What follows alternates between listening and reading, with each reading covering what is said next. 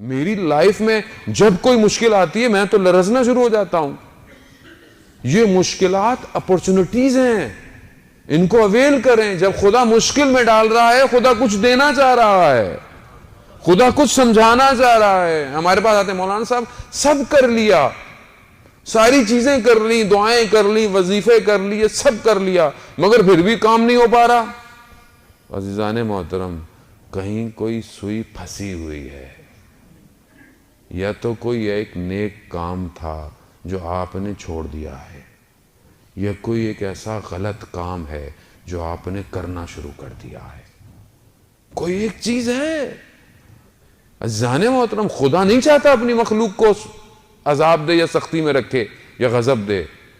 جب ایک بچہ ڈرائنگ بناتا ہے پیپر پہ اور آپ اس کو ذرا سا یوں کر دیں, وہ ناراض ہو جاتا ہے, کہتے ہیں یہ کیا کیا؟ آپ کہتے ہیں دو تو لائنیں تو تھی, کیا ہوا دوبارہ کھینچ لو. وہ کہتے نہیں میری کریشن تھی, میری ڈرائنگ تھی, یہ کیا کیا آپ نے؟ جب ایک بچہ ایک کاغذ کی دو لکیروں کو نابود ہوتے ہوئے نہیں دیکھ سکتا تو وہ خالق اپنی مخلوق کو کیسے پریشان دیکھ سکتا ہے؟ کیسے دیکھ سکتا ہے؟ عزیزان محترم, وہ بچانا چاہتا ہے کہ تم جو سوچ رہے ہو, جو کر رہے ہو, یہ تمہارے حق میں بہتر نہیں ہے. وہ اسی لیے پیچھے لاتا ہے بار بار, نہیں کرو, نہیں ہو رہا, نہیں ہو رہا, مسئلے تو الہی ہے, خدا بہتر جانتا ہے. شہید دست غیبت مرحوم عبداللہ البلادی سے واقعہ نقل کرتے ہیں کہ بو شہر کے رہنے والے تھے. کہتے ہیں کہ کافی پرانی بات ہے, لوگ حجوں میں پیدل اور کشتیوں میں سفر کیا کرتے تھے. اصفہان سے علماء کچھ لوگوں کے ساتھ آئے, ان کو وہاں سے کشتیوں پہ نہیں بیٹھنے دیا گیا کہ وہ حج کی طرف جاتے. بہت ان کو برا لگا کہ ہم 1 مہینے کی مسافت طے کر کے آئے ہیں, جس طرح 1 مہینہ لگا ہمیں یہاں تک, اب ہم واپس نہیں جائیں گے.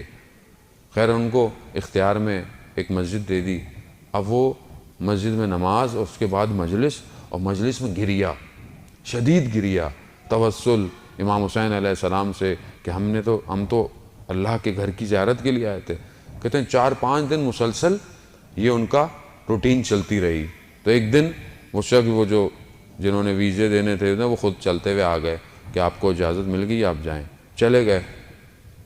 وہ عالم دین کہتے ہیں کہ میں نے کچھ مہینوں کے بعد ایک شخص کو دیکھا جو انہی کے گروہ میں تھا, اس کی عجیب سی حالت تھی. تو میں نے کہا کہ تم تو انہی علماء کے ساتھ نہیں تھے جو اصفہان سے آئے ہوئے تھے عالم دین اور ان کے ساتھ؟ کہتا ہاں. تو کہتے باقی لوگ کہاں گئے؟ کہتے جب ہم یہاں سے نکلے تو ہم پر چور پڑ گئے, ہماری ہر چیز غارت کر لی, پھر رستے میں ایک وبا کا شکار ہو گئے اور سب مر گئے, صرف میں باقی بچ گیا. تو وہ کہتے ہیں کہ خدا نہیں چاہتا تھا ان کو بھیجنا, مگر انہوں نے اصرار اتنا کیا اور نابود ہو گئے. زندگی ایسی ہے. مولانا صاحب میں تو بہت اچھا چاہتا ہوں, میں تو زیارت پہ جانا چاہتا ہوں, میں تو اگلے کی مدد کرنا چاہتا ہوں, اس لیے اتنے کما رہا ہوں, اتنا کام کر رہا ہوں. نہیں عزیزان محترم, یہ خدا جانتا ہے کہ کتنا آپ کو دینا ہے. میں دیوار کے ادھر نہیں دیکھ سکتا, مجھے نہیں پتا کہ کل کیا ہونے والا ہے, مگر خدا جانتا ہے کہ کل کیا ہونے والا ہے. اپنی محنت کریں, اس کا یہ مطلب نہیں میں گھر بیٹھ جاؤں. محنت کریں. محنت دنیا اور آخرت دونوں میں ریباؤنڈ ہوگی. دنیا میں بھی صلہ ملے گا اور آخرت میں بھی اس کا اجر ملے گا جو آپ نے محنت کی ہوگی. جو پروردگار وضو کر کے گھر سے نکلنے والے کے قدم جب تک مسجد نہیں آتا اس کے ہر قدم پر اسے اجر دیتا ہے, تو وہ کیوں نہیں آپ کو رزق حلال کے لیے نکلنے کے لیے آپ کو اس کا اجر دے گا. لیکن آپ کا ویژن بہت امپورٹنٹ ہے, خاص طور پہ جوانوں کا. ہمارا مقصد کیا ہے زندگی کا؟ ہم کہاں پہنچنا چاہتے ہیں عزیزان محترم؟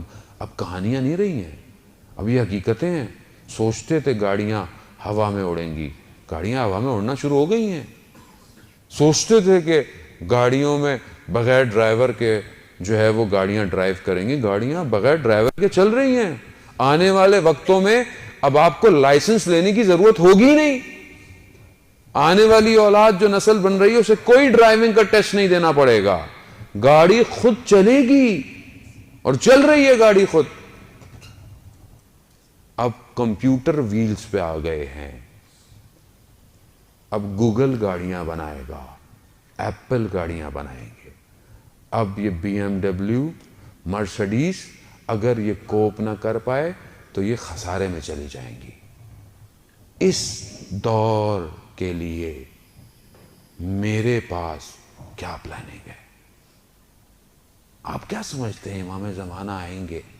ہم نے اپنے دلوں کو خوش کیا ہوا ہے. امام زمانہ آئیں گے، پرانا زمانہ آئے گا. پرانا زمانہ بھی اگر آئے گا تو گھوڑا چلانا آتا ہے آپ کو؟ تلوار چلانا آتی ہے آپ کو؟ نہ تو پرانے زمانے کے لیے تیار ہیں، نہ نئے زمانے کے لیے ہم کچھ کر رہے ہیں. تو ہم کر کیا رہے ہیں؟ صرف واہ واہ.